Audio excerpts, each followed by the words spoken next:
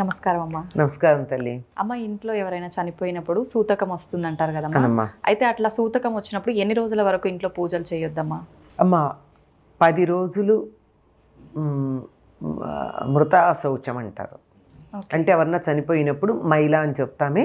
అవునమ్మా. సూతకము మైల 10 రోజులు. ఆ 10 రోజులు ఇంట్లో పూజలు ఉండవు. ఎందుకంటే ఇల్లంతా మైల వ్యాపించి ఉంటుంది కనుక ఆ 10 రోజులు ఉండవు. 11వ రోజున మైల స్నానం అయిపోతుంది. ఆ రోజు కూడా పెద్దగా పూజ ఏం చెయ్యరు, ఇల్లు శుద్ధి చేస్తారు. కానీ 12వ రోజున మొత్తం సపిండీకరణం గనక చేసినట్టయితే ఇంకా అందరూ పూజలు చేసుకోవచ్చు. ఆ ఇంట్లో కూడా చేయాలి. ఆ ఇంట్లో కూడా మొత్తం ఆ రోజు చక్కగా దేవుళ్ళు ఎవరైతే ఉంటారో, దేవుళ్ళు అన్న పదం వాడకూడదు కానీ తప్పదు, దేవతా విగ్రహాలు అనుకోండి, ఆ దేవతా విగ్రహాలు పటాలు ఏవైతే ఉన్నాయో వాటన్నిటిని శుభ్రం చేసి ఆ రోజు ఈ కార్యక్రమాలు నిర్వర్తించడానికి ఒక పురోహితుడిని పెట్టుకుంటారు కదా, ఆ పురోహితుడే అక్కడ వాటన్నిటినీ చేసిన తర్వాత అక్కడ దీపం పెట్టి అక్కడ పూజ మొదలు పెడతాడు. ఆ రోజు నుంచి ఇంట్లో యథాప్రకారంగా పూజలు చేసుకోవచ్చు. మీరు పదం అడిగారు ఇంట్లో అని. ఏ ఇంట్లో ఈ మనిషి చనిపోవడం జరిగిందో ఆ ఇంటికి సంబంధించినటువంటి విషయం ఇది. అయితే మిగిలినటువంటి వాళ్ళందరూ, మనం మైల పట్టేవాళ్ళు చాలామందే ఉంటారు. ఇంటి పేరు ఉన్నటువంటి వాళ్ళందరూ మైల పడతారు. ఈ మైల పట్టినటువంటి వాళ్ళందరూ ఈ 10 రోజులు పూజ చేయడానికి పనికిరారు. వాళ్ళ ఇంట్లో ఇంకో ఊళ్ళో ఉంటారు, లేదా ఊళ్ళోనే ఇంకో ఇంట్లో ఉంటారనుకోండి, వాళ్ళు అక్కడ ఉండకుండా ఈ ఇంటి పేరు లేని వాళ్ళు ఎవరైనా ఉంటే వాళ్ళ ఇంట్లో పూజ చేసేయచ్చు. ఏ ఇంట్లో మరణం సంభవించిందో ఆ ఇంట్లో పూజ పనికిరాదు. ఓకే. ఈ మైల ఉన్నవాళ్ళు ఉన్న ఇంట్లో ఇంకెవరైనా చేసేవాళ్ళు, పూజ చేసేవాళ్ళు ఉంటే వాళ్ళు చేయొచ్చు. వాళ్ళకి ఎటువంటి ఇబ్బంది లేదు. 10 రోజుల తర్వాత 11వ రోజు నుంచి వాళ్ళ ఇంట్లో పూజ యథాప్రకారంగా చేసుకోవచ్చు. వీళ్ళ ఇంట్లో కూడా ఈ 10 రోజులు చెయ్యరు, 11వ రోజు కూడా చెయ్యరు. 12వ రోజున మళ్ళీ మొత్తం అంతా శుద్ధి చేసిన తర్వాత హాయిగా పూజలు చేసుకోవాలి. నిత్యం ఏ పూజలు చేస్తారో అవి మాత్రం మానకుండా చేసుకుని తీరవలసినదే. కాకపోతే ఏటి సూతకం అన్న పదం మీరు అడిగింది అదే కదా, ఎన్నాళ్ళు అని అడిగిన దాంట్లో అర్థం అది.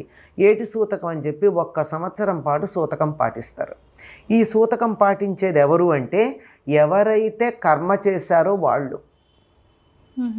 ఇది మిగిలినటువంటి వాళ్ళకి ఎటువంటి సంబంధం లేదు. ఉదాహరణకి ఇంట్లో ఒక పెద్ద ఆయనో పెద్ద ఆవిడో పోతారు. వాళ్ళ కర్మ ఎవరు చేస్తారు? కొడుకు చేస్తాడు. ఒక కొడుకు చేసినా 2 కొడుకులో 3 కొడుకులో ఉంటారు కదా. ఎంతమంది ఉంటే అంతమందికి 1 సంవత్సరం పాటు సూతకం ఉంటుంది. సూతకం ఉంటుంది అంటే ఇంట్లో పూజలు మానేయమని చెప్పలా. అన్నం తినడం మానేశారా? లేదమ్మా. మరి ఆత్మారాముడికి అన్నం పెడుతూ ఇంట్లో ఉన్న రాముడికి అన్నం పెట్టాలి కదా. కనుక ఆ నిత్యం చేయొచ్చు. కాకపోతే పండగలు, పబ్బాలు, ప్రత్యేకమైన వ్రతాలు, ప్రత్యేకమైన పూజలు, విశిష్టమైనటువంటి పెద్ద పెద్ద ఘనంగా చేసేవి ఇవి మాత్రం చెయ్యరు. అంతే తప్ప హాయిగా నిత్యకృత్యంగా చేసుకునే పూజలు 12వ రోజు నుంచి యథాప్రకారంగా చేసుకోవచ్చు. బంధువులకు అసలు సంబంధమే లేదు. ఇంటి పేరు ఉన్నటువంటి వాళ్ళు ఆ 10 రోజులు మానేసి 11వ రోజు నుంచి చేసుకోవచ్చు. వీళ్ళు కూడా ఇక్కడే ఉంటారు కనుక ఇంటికి వెళ్ళి 12వ రోజు నుంచి చేస్తారు. అంతేగాని ఏడాది పాటు అందరూ మానేయాల్సిన పని లేదు. కర్మ చేసినటువంటి వాళ్ళు మాత్రమే మానేస్తారు. అయితే ఇప్పుడు వాళ్ళకి సంబంధించిన ఆడపిల్ల ఉంటుంది కదమ్మా, ఆమె అత్తవారింటికి వెళ్ళిపోతుంది కదా, తనకి ఎన్ని రోజుల వరకు ఉంటుందమ్మా? అమ్మ, కూతుళ్ళకి 3 రోజులు మైల ఉంటుందమ్మా. ఎందుకంటే గోత్రం మారింది. గోత్రం మారినందువల్ల ఆ వంశాంకురాలకి తల్లి అవుతోంది ఆవిడ. ఆ వంశానికి, ఈ వంశానికి కాదు కదా. కానీ శరీరం ఇక్కడి నుంచి వచ్చిందే, తను ఇక్కడి నుంచి ఈ జీన్స్ తెచ్చుకుంది, ఈ తల్లిదండ్రుల రక్త మాంసాలతో పెరిగింది. అందువల్ల 3 రోజులు సంబంధం ఉంటుంది. అల్లుళ్ళకి కానీ కూతుళ్ళకి కానీ పెళ్ళి కాని ఆడపిల్లలు, మనవరాళ్ళు వాళ్ళు ఉంటారు కదా, వాళ్ళందరికీ కూడా అట్లా ఉంటుంది. ఇంకా కొన్ని ప్రాంతాల్లో అయితే మనవరాళ్ళకి స్నానంతో సరంటారు మనవాళ్ళకిను. కానీ చాలామంది 3 రోజులు పాటిస్తారు. కూతుళ్ళు, కొడుకులు, ఇంటి పేరున్నటువంటి వాళ్ళకి మాత్రమే 10 రోజులు మైల. మిగిలినటువంటివి ఇంకా చుట్టరికాయలకు సంబంధించి పురోహితుడిని అడిగితే చెప్తారు. కొంతమందికి స్నానంతోనే సరే, కొంతమందికి 3 రోజులు, కొంతమందికి 3 పూటలు మ్మ్. అట్లా ఉంటాయి. ఓకే. అంటే వాళ్ళకి మనకి ఉండే సంబంధాన్ని బట్టి.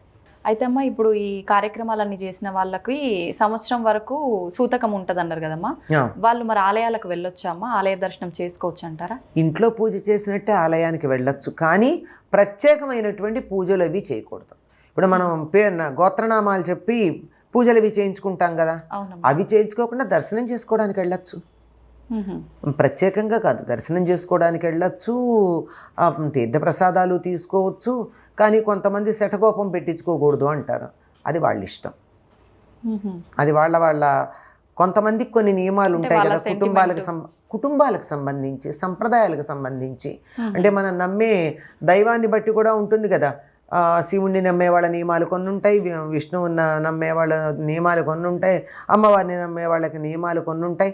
వాళ్ళ ప్రకారం ఏమన్నా ఉంటుంది, కానీ దర్శనానికి మాత్రం ఎటువంటి దోషం లేదు. మ్మ్. దర్శనం వరకు చేసుకోవచ్చు. ప్రత్యేకమైనటువంటి అర్చనలు అవి చేయించడానికి పనికిరావు. ఓకే, చాలా చక్కగా తెలియజేశారమ్మా, ధన్యవాదాలు.